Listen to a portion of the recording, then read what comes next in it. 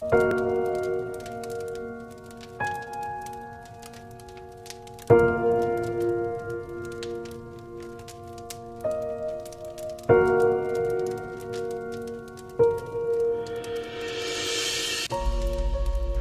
yang kamu rasakan saat ini pada saat melihat deretan angka ini? Video ini saya buat bukan untuk memberikan ketakutan kepada kamu, tapi justru keberanian dan kekuatan. Jadi kalau kamu berhenti sekarang dan meninggalkan kita, mungkin kamu tidak tahu realita yang akan kita hadapi dan kemungkinan besar kita semua akan kalah.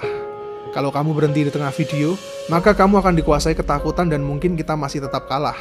Tapi kalau kamu tonton video ini sampai akhir, kita semua akan menjadi pemenang dan tidak akan menjadi orang yang sama lagi setelah semuanya berlalu. Jadi jangan tutup dulu video ini sekarang, karena saya sudah menyediakan beberapa spot berbeda untuk menutup video ini selama videonya berjalan, yang bisa kamu pilih sesuai dengan nuranimu nanti.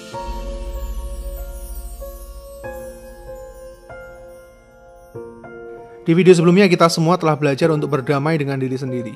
Dan di video ini kita akan sama-sama belajar untuk menghadapi masalah dan memenangkannya. Karena musuh yang akan kita hadapi saat ini adalah ancaman bersama bagi seluruh umat manusia. Namun sebelum saya mulai, saya ingin bercerita sedikit sebuah kisah mengenai seorang raja dan rakyat kesayangannya yang tinggal di sebuah kerajaan yang aman dan tentram. Kerajaan ini begitu damai selama berpuluh-puluh tahun meskipun ada banyak perbedaan di dalamnya. Namun suatu saat semuanya berubah seketika. Ketika salah satu messengernya memberikan peringatan kepada sang raja bahwa kerajaannya saat ini ada dalam ancaman yang besar. Karena salah satu kerajaan besar dari negeri seberang sedang dalam perjalanan untuk menyerang kerajaannya. Kerajaan mereka begitu besar dengan 71.000 prajurit yang punya reputasi tidak pernah kalah di medan pertempuran. Dan sang raja hanya punya waktu beberapa minggu saja untuk mempersiapkan dirinya maupun rakyatnya sebelum menghadapi ancaman besar yang belum pernah mereka alami ini. Pertanyaannya, jika kamu berada di posisi sang raja, apa yang akan kamu pilih? Jika kamu memilih untuk menyerah dan menutupi kenyataan pahit yang ada di depan mata kepada rakyatmu, maka ini saat yang tepat untuk menutup video ini. Namun jika kamu memilih untuk menerima kenyataan dan memutuskan untuk menghadapinya bersama-sama dengan rakyatmu, maka kamu tidak perlu tutup video ini dan biarkan saja berlalu. Oke, good. Dengan banyaknya orang yang memilih ini, maka setidaknya kita masih punya peluang untuk memenangkan pertempuran. Namun pertama-tama yang harus dilakukan oleh sang raja adalah menerima kenyataan terlebih dahulu, yaitu menghadapi ketakutan yang ada dalam dirinya, sebelum mengatakan semuanya kepada rakyatnya. Sebuah ketakutan itu timbul karena ketidaktahuan. Namun ketika kamu tahu benar apa yang akan kamu hadapi, maka ketakutan itu tidak akan lagi menghantuimu. Apalagi ketika kamu juga paham akan kapasitas dirimu sendiri. Sama seperti yang pernah dikatakan oleh Sun Tzu, seorang ahli strategi perang di zaman Tiongkok kuno. 1000 pertempuran dengan 1000 kemenangan akan kamu capai jika kamu mengenali siapa dirimu dan siapa lawanmu. Begitu pentingnya sebuah pengetahuan untuk memulai segala hal. Jadi kita akan mulai mengenali terlebih dahulu siapa sebenarnya musuh kita dan apa yang akan kita hadapi dalam peperangan besar beberapa bulan ke depan. Karena peperangan kita nanti akan terdiri dari 4 tahap. Ini adalah fase di mana negara kita masih belum menganggap bahwa terdapat sebuah ancaman yang masuk di negara kita. Semuanya tenang-tenang saja tanpa adanya sebuah upaya, persiapan maupun strategi dalam menghadapi ancaman yang mungkin masuk ke negara kita. Kita hanya melihat keributan terjadi di luar negara kita saja. Ada beberapa yang mendoakan. Bahkan tidak sedikit juga yang mengutuki salah satu negara yang sedang diserang terlebih dahulu. Ini semua adalah fase di episode pertama saya 2 bulan yang lalu.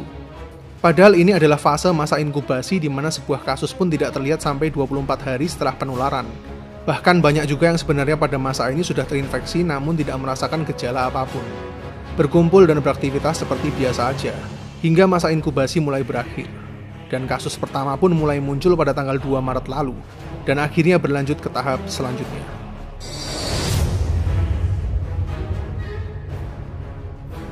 Ini adalah fase yang sedang kita alami saat ini. Fase di mana ancaman mulai muncul di mana-mana, karena 2 hingga 3 minggu masa inkubasi tahap awal mulai berakhir, sehingga semua orang yang tertular mulai menunjukkan gejala-gejala mereka secara serentak. Kepanikan mulai membayangi seluruh rakyat, di mana otoritas kesehatan baru mulai mengambil berbagai macam tindakan, namun sudah sedikit terlambat karena penularan sudah terdeteksi di mana-mana. Italia adalah salah satu negara yang terdampak ancaman ini paling besar. Bagi Italia, hanya dibutuhkan waktu sekitar 7 minggu saja sejak kasus pertama hingga video ini dibuat telah mencapai angka 75 ribuan kasus dengan 7.500 kematian. Dan itu terjadi hanya karena hal sederhana saja, yaitu menganggap sepele ancaman ini. Dan nampaknya negara kita punya kemiripan karakter ini, bukan? Mungkin negara kita hingga video ini dibuat masih menunjukkan sekitar 900 lebih kasus, dengan 80 kematian mulai dari ditemukannya kasus pertama di awal Maret. Namun apakah angkanya sudah cukup valid? Sama sekali tidak, saya rasa. Karena angka-angka itu baru muncul ketika para suspek itu dengan inisiatif sendiri memeriksakan diri mereka. Bagaimana dengan yang tidak merasakan gejala apapun? Belum lagi sistem kesehatan negara kita yang di fase ini belum siap benar dan tidak memiliki SOP memadai, bahkan peralatan yang dibutuhkan untuk testing sekalipun. Situs Our World in Data memiliki perhitungan sendiri untuk menghitung laju penggandaan virus di setiap negara. Misalnya Korea Selatan angka kasusnya meningkat 2 kali lipat setiap 13 hari, dan Italia lebih parah, karena kasusnya akan berlipat ganda setiap periode 5 hari. Dan tahukah kamu berapa cepat penggandaan yang ada di Indonesia? Hasilnya sangat mengejutkan, karena Indonesia punya potensi penggandaan kasus setiap 2 hari saja. Angka ini bahkan berkali lipat lebih cepat dibandingkan Italia saat ini. Dengan perhitungan ini, maka seharusnya hingga video ini dibuat pada dasarnya sudah terdapat sekitar 20.000 orang yang telah terinfeksi, namun mungkin belum semuanya terdeteksi. Jika kita asumsikan pertumbuhannya mirip dengan Italia saja, maka pada akhir bulan April ini bisa mencapai 71.000 kasus di Indonesia. Dan itu adalah angka yang kita hitung berdasarkan penggandaan kasus per 5 hari dan bukan 2 hari. Dan sekali lagi itu pun hanya angka yang didapat dari para suspek yang sudah dites positif saja. Bagaimana dengan yang tidak memiliki gejala maupun yang tidak melaporkan dirinya? Padahal sistem sanitasi dan medik yang ada di Italia tergolong lebih baik dibanding kita. Mereka sudah melakukan lockdown dan kita tidak melakukannya. Coba bayangkan bisa seberapa jauh kemungkinannya untuk negara kita. Jujur saya cukup terganggu bahkan untuk membayangkannya saja. Masih mau anggap sepele ancaman ini? Fase ini adalah fase di mana penularan sudah mulai mencapai ke titik puncaknya. Korban jiwa dengan riwayat kesehatan yang rentan sudah berjatuhan, dan orang-orang yang masih bertahan sudah memiliki imunitas yang lebih kuat dibanding sebelumnya. Sisi positifnya bagi yang sudah pernah tertular dan sembuh, maka tubuhnya sudah punya antibodi terhadap virus ini dan tidak akan tertular lagi. Namun di fase ini angkanya sangat besar meskipun penambahan kasus baru relatif stabil.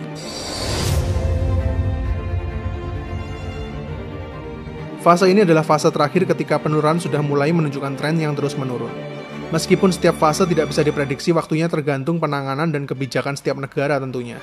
Karena hingga saat ini hanya China dan Korea Selatan yang sudah mulai berada di fase ini, di mana sudah mulai tidak ada lagi tren penambahan jumlah kasus dan berangsur-angsur mulai menghilang. Ini adalah fase di mana mereka yang mampu bertahan akan menjadi sosok yang lebih kuat dibandingkan sebelumnya, baik secara fisik maupun psikologi. Betapa minimnya pengetahuan kita mengenai apa yang akan kita hadapi beberapa bulan ke depan.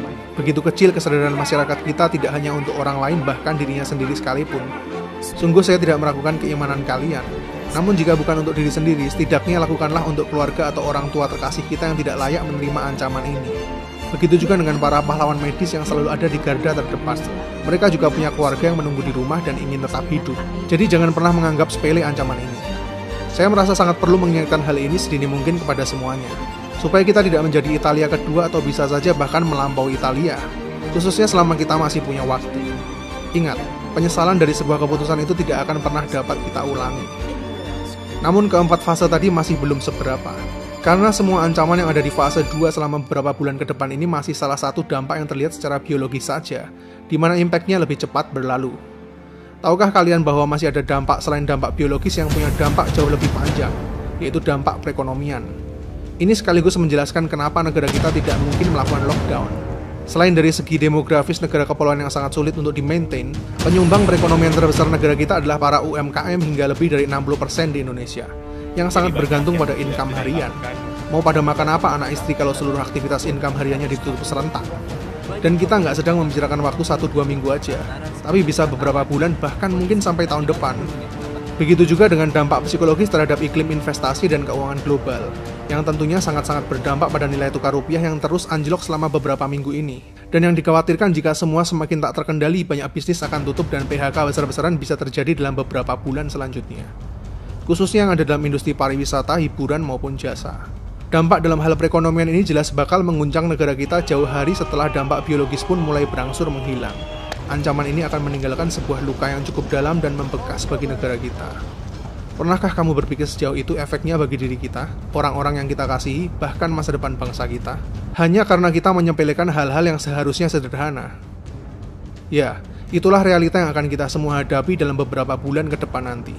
Sekali lagi saya tidak sedang menyebarkan ketakutan untuk semuanya, tapi kita semua berhak tahu kebenarannya, sekarang juga. Selagi kita masih punya waktu untuk memperbaikinya dan masih ada kesempatan untuk mengatur strategi melawan musuh yang semakin mendekat. Kini kita akan kembali lagi ke kisah sang raja. Setelah semua kenyataan pahit atas apa yang akan menimpa seluruh rakyat diceritakan, akhirnya pertanyaan terakhir diajukan kepada seluruh rakyatnya. Dan di sini nanti akan terjadi sebuah seleksi alam, di mana yang memilih mundur dari kenyataan akan tetap berada pada ketakutan, atau yang memilih untuk menerima kenyataan dan berkomitmen bersatu padu melawan musuh yang ada di depan bersama-sama sebagai satu kesatuan. Mana yang akan kamu pilih? Dengan semakin banyaknya orang yang berkomitmen dan melanjutkan menonton video ini, maka peluang kita untuk memenangkan pertempuran ini akan jadi semakin besar. Tadi kita sudah mengenali siapa lawan kita dan apa dampak yang bisa mereka timbulkan bagi kita semua. Kini saatnya kita mengenali diri kita sendiri sekaligus membuat strategi untuk mengalahkan ancaman ini. Kita harus berkomitmen bersama-sama secara disiplin melaksanakan strategi ini. Yang pertama, jangan pernah panik dan takut, karena kini kamu sudah tahu apa yang akan kita hadapi secara detail. Yang kedua, pastikan sudah mempersiapkan baju sirahmu sebelum maju perang, yaitu imunitas diri kita masing-masing. Karena selama imunitasmu baik, itu akan menjadi baju besi yang tidak akan mudah ditembus oleh musuh. Makan makanan bergizi yang mengandung banyak protein dan karbohidrat, tidur cukup 6-8 jam, perkuat dengan vitamin. Pastikan menggunakan masker sebagai pelindung dan sering mencuci tangan setiap ada kesempatan. Jika kamu mulai merasa radang tenggorokan dan mulai demam, berhentilah sejenak dan isolasi dirimu sementara waktu untuk keamanan kita bersama. Yang ketiga, strategi formasi social distancing. Disiplin untuk tidak berdesakan satu dengan lainnya. Pastikan jarak aman minimal 1,5 meter satu dengan lainnya. Dan sebisa mungkin bagi kamu yang tidak harus maju ke medan pertempuran, sebaiknya tetap berada di rumah masing-masing. Formasi ini akan sangat sulit ditembus oleh ancaman yang tidak terlihat dari sudut manapun. Namun untuk siapapun yang berimunitas rendah atau lanjut usia dengan umur di atas 50 tahun, sebisa mungkin usahakanlah tetap berada di rumah. Karena ancaman ini lebih mudah menembus pertahanan kalian. Ini adalah persentase death rate dari survei sekitar 40.000 kasus yang ada di China. Meskipun death rate nampak kecil, tapi jangan pernah underestimate karena angkanya bisa berbeda-beda setiap negara tergantung kualitas sistem kesehatan masing-masing negara. Namun yang paling bagus dari semuanya adalah isolasi diri di rumah dan mulai bekerja dari rumah, jika memungkinkan. Karena momen ini akan menjadi peluang yang tepat untuk memaksa bangsa kita mulai masuk ke dalam revolusi industri 4 lebih cepat lagi. Ini saatnya merangkai benang merah dari apapun pekerjaanmu, supaya terkoneksi dengan jaringan internet jika usahamu ingin terus eksis di masa yang akan datang. Jika hal ini dilakukan secara disiplin oleh semuanya, pada dasarnya sudah memberikan persentase untuk menang lebih dari 40%. Percayalah. Yang keempat, kenali lokasi penyebaran dari musuh-musuhmu. Semakin kamu menjauh dari pusat-pusat keramaian yang dapat mendukung formasi social distancing kita tadi, maka kemungkinan kamu akan terserang juga semakin minim. Kamu juga bisa melihat peta lokasi yang telah disediakan oleh pemerintah daerah masing-masing. Kalian bisa ambil peta sesuai lokasi kalian masing-masing di kolom deskripsi. Jangan gegabah dan sok pahlawan ya, karena akan berakibat fatal tidak hanya untuk dirimu sendiri, tapi juga keluarga bahkan seluruh kesatuan kita. Yang kelima, saling support satu dengan lainnya. Ingat, ini bukan pertempuran satu atau dua orang aja, tapi seluruh rakyat. Bukan lagi kamu atau aku, tapi kita bersama. Berhentilah mencari kesalahan pemerintah karena sudah bukan saatnya untuk itu lagi. Ini saatnya bertindak sebagai satu kesatuan. Yang lebih kuat wajib membantu yang lebih lemah, dan yang berkelimpahan wajib menyalurkan kepada yang berkekurangan. Kita akan saling support satu sama lain. Jika memang harus turun ke jalan, yang memiliki imunitas lebih kuat bisa bantu menggantikan tugas tersebut. Dan bagi yang lebih beruntung secara ekonomi, pastikan untuk mulai berbagi kepada yang lebih membutuhkan, baik itu makanan, sembako maupun peralatan medis. Karena tidak ada gunanya jika beberapa orang melakukan penimbunan tanpa berbagi jika pada akhirnya negara ini tumbang. Pada saatnya semua yang kalian timbun akan terampas juga. Jangan rakus. Dan jika kalian melihat ada para pengkhianat bangsa seperti mereka, jangan berdiam diri. Pastikan kita semua membantu pemerintah dengan melaporkannya, khususnya demi keselamatan para pasukan medis kita yang masih berkekurangan peralatan tempur di medan perang saat ini. Dan yang terakhir dan tidak kalah pentingnya dibanding imun adalah iman. Ketika imun dan iman bersatu padu, saya yakin hal ini tidak akan mudah ditembus. Perkuat ibadah dan doa kita, karena doa orang benar yang sejalan dengan kehendaknya pastilah akan dikabulkan. Kita akan terus bertahan sampai bantuan yang tidak lama lagi akan segera tiba. Tetaplah menjadi kuat, optimis dan penuh dengan pengharapan. Karena semangat yang kuat dan penuh harapan pada hakikatnya adalah sebuah vaksin alami yang sudah disediakan oleh Tuhan sebagai antibodi alami. Jangan pernah menyerah dan kehilangan harapan. Karena semakin hebat dan kuatnya sebuah pedang, ditentukan dari seberapa keras pedang tersebut ditempa dalam bara yang sangat panas. Begitu juga dengan manusia. Orang-orang hebat lahir dari seberapa keras hidupnya diuji dan tetap berdiri tegak. Dan dalam segala masalah yang kita alami seperti sebuah pedang bermata dua. Ketika di satu sisi terdapat sebuah problem, maka di sisi lainnya akan ada sebuah hikmah. Coba lihat ini. Ini adalah gambaran bumi kita sebelum dan sesudah ancaman global menyerang dunia. Berapa puluh tahun lamanya kita terus keras kepala dan menyepelekan global warming yang setiap hari, jam, dan detiknya terus menghancurkan bumi kita. Dengan kondisi lockdown di banyak negara besar selama berbulan-bulan ke depan, bumi kita yang sebelumnya demam kini terlihat semakin sehat dan optimis. Masih ingat beberapa bulan lalu ketika dunia ini dihadapkan pada ancaman perang dunia ketiga antara Amerika dengan Iran? Ini ada masalah nyata yang dialami oleh seluruh umat manusia. Bukan lagi kamu atau aku, tapi kita. Dengan mengesampingkan perbedaan demi keutuhan bumi ini. Masihkah kalian ingat kapan terakhir kali kalian menghabiskan banyak waktu bersama anak, istri, dan keluarga tercinta di rumah dan saling menguatkan satu sama lain? Saya rasa saat ini alam sedang mengkalibrasi ulang segalanya, tidak terkecuali diri kita masing-masing. Ini adalah saat yang tepat bagi kita semua untuk introspeksi dan mulai berdamai dengan diri kita, orang lain, dan hukum alam yang telah ditetapkan oleh Tuhan supaya kita berjalan kembali sesuai dengan cara yang benar. Percayalah pada saatnya nanti semuanya akan indah pada waktunya. Sama seperti sebuah badai yang telah berlalu. Selalu ada titik puncak badai sebelum semuanya reda. Dan akan selalu ada malam tergelap sebelum fajar menyongsong. Tetaplah menjadi manusia.